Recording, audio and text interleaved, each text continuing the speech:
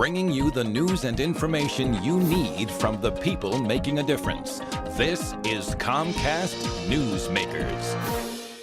Welcome to Comcast Newsmakers. I'm Sabrina Register. We are here at the beautiful Olympic Sculpture Park down by the Seattle waterfront, and I am joined by SandraJacksonDumont, Deputy Director of Education and Public Programs at Seattle Art Museum. That's a mouthful.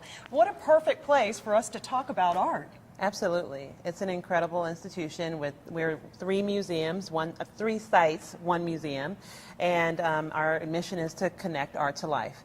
I want to ask you about what's going on right now as far as the economy. It's a new year. A lot of people say that obviously there's a lot of bad that's going on right now in the economy, but also you can take advantage of reconnecting to some of the more simple things in life, and one of them would be art, because art enriches our life, kind of getting back to the core of what makes a lot of people happy. Absolutely, and it's also, given the economy, it's an opportunity to use art as a vehicle to talk about what's happening in the world. I mean, it's really pretty incredible to have all of these works of art that actually reflect the world that we live in and be able to use it in a way that makes people feel comfortable about the state of the world we're in, and also be able to talk about difficult issues.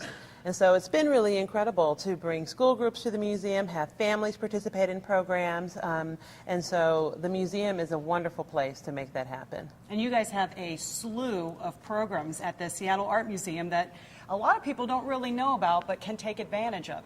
Tell us about some of those programs. There's something for everyone, and when I say there's something for everyone, if you are 5 years old, there's something for you to do. If you're 25 years old, there's something for you to do. If you're interested in jazz, we have a free jazz night every first Thursday.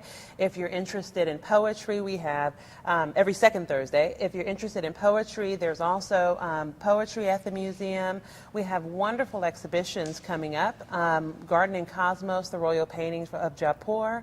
The Maharaja will be coming to the museum for that exhibition. We also have an incredible exhibition called Life, Liberty, and the Pursuit of Happiness, and it's extremely timely. They're works of art from the Yale Art Gallery, their American collection, and so it's about the formation of America, and so it's all of American history visualized. And so what an incredible exhibition to have at this moment when we're inaugurating a new president. And so, so there's something for everyone, as I said. We have a family day coming up in mid-February. The family programs are very popular. Yes. Talk about what kids get to do there at some of the family programs. They can go on interactive tours of the galleries. And so we don't have these tours where you were talking at people, but they're interactive, so they can go into the galleries with artists and look at works of art and talk about them. Then they can also go into our studios and make art with artists. And they can have their faces painted. They can try on outfits that mirror what they see in the paintings and become some of the paintings. They can learn a song that's related to a work of art. They can learn new words. And all of it is about play. So learning becomes this subversive act, if you will. And so and there's always something for parents to do at the exact same time. So it's really about creating opportunities for parents and their kids to interact in the spaces together. Because a lot of people think going to a museum, at least for a kid, doesn't sound very exciting, and yet there's a lot to do, very interactive.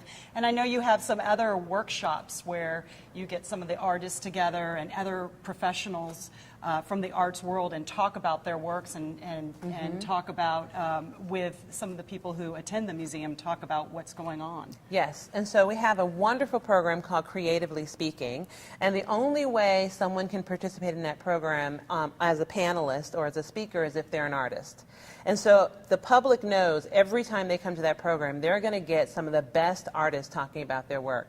And they get to hang out with the artists. A lot of people think that artists are dead if they're showing at a museum. Well, that's not the case. And so we have an incredible contemporary art collection, and people can come and talk with the artists about their works of art and have an ongoing conversation. SandraJacksonDumont, we are out of time, but thanks so much for joining us. Thank you. Sandra from the Seattle Art Museum. Thank you. Thank you. And thanks for watching Comcast Newsmakers. We'll see you next time.